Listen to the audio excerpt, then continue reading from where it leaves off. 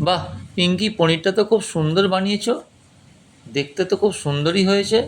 কি করে বানালে গো? কি করে বানালাম? দেখো কি করে বানালাম।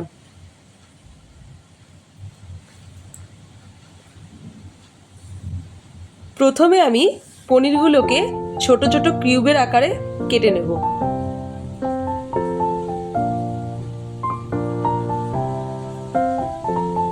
দিয়ে একটা পাত্রে তুলে রাখলাম।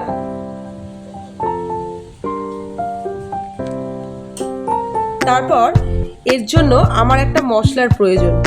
মশলা বানানোর জন্য আমার লাগবে কেটে রাখা কিছু টমেটো, একটু আদা আর ঝাল অনুযায়ী কিছু কাঁচা লঙ্কা। আর লাগবে ভিজিয়ে রাখা চিনেবাদাম আর আমন্ড।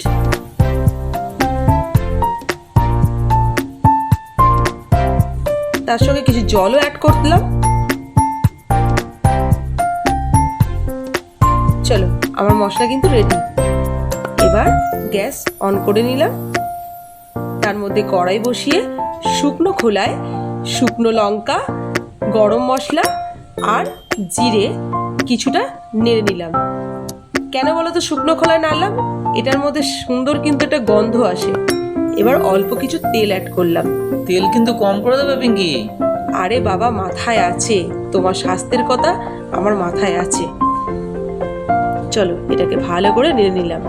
দিয়ে ওই যে বেটে রাখা মশলাটা আস্তে আস্তে আমি কড়ার মধ্যে ঢেলে দিলাম।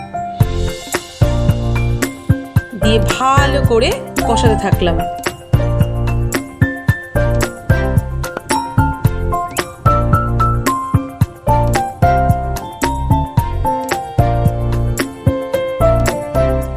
এবার মিক্সির বাটিটাকে ভালো করে ধুয়ে সেই জলটা আমি এর মধ্যে অ্যাড করে দিলাম। এবারে একটা ছোট বাটির মধ্যে কিছু টক দই ফেটিয়ে রাখলাম। আবারও ভালো করে নাড়তে থাকলাম। এবার অল্প নুন স্বাদ অনুযায়ী দিয়ে ভালো করে কষাতে থাকলাম। এরপর কাশ্মীরি লঙ্কার গুঁড়ো, অল্প একটু হলুদ গুঁড়ো আর স্বাদ অনুযায়ী চিনি দিয়ে যতক্ষণ না তেল ছাড়ে ততক্ষণ কষাতে থাকবো। দিয়ে এবার ওই ফেটিয়ে রাখা টক দইটা আমি কড়ার মধ্যে দিয়ে দিলাম। দিয়ে আবার কষাতে থাকলাম। মশলাটা দেখে আমার এখনই খেতে ইচ্ছা করছে গো পিঙ্কি। দেখো দেখো, এবার কিন্তু কিউব করে রাখা পনিরগুলো আমি কড়াই দিয়ে রাখলাম।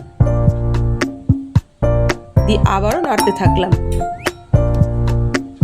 দেখো আস্তে আস্তে কিন্তু তেল ছাড়ছে। দিয়ে এরপর কি বলতো, একটু কসুরি মেথি হাতের মধ্যে র্যাপ করে আমি ওটা দিয়ে দেবো। কসুরি মেথিটা হাতে কেন ঘষে দিচ্ছ পিঙ্কি? এতে কি হয় বলতো, এই কসুরি মেথিটার গন্ধটা আরো সুন্দর ছাড়ে। দিয়ে ভালো করে মিশিয়ে নিলাম। এটাকে অনেকক্ষণ ধরে নাড়তে হবে না গো? হ্যাঁ, এইবারে মিক্সির বাটিটাকে ভালো করে ধুয়ে আবার একটু জল দিয়ে দিলাম। দিয়ে ভালো করে নেড়ে আমি এটাকে ফুটতে দেব। চলো, রেডি। দেখো কেমন হয়েছে।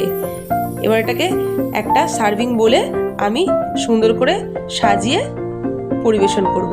এর জন্য সাজানোর জন্য আমি কিছু কাঁচা লঙ্কা, চেরা কাঁচা লঙ্কা আর একটু ধনেপাতা দিয়ে সাজিয়ে নিলাম। দেখো কেমন দেখতে হয়েছে গো। খেতেও আশা করি খুব সুন্দর হবে। আমি তো আর সহ্য করতে পারছি না, তাড়াতাড়ি খাবার দাও। হ্যাঁ হ্যাঁ, চলো চলো, এটা রুটির সাথে তোমাকে খেতে দিই।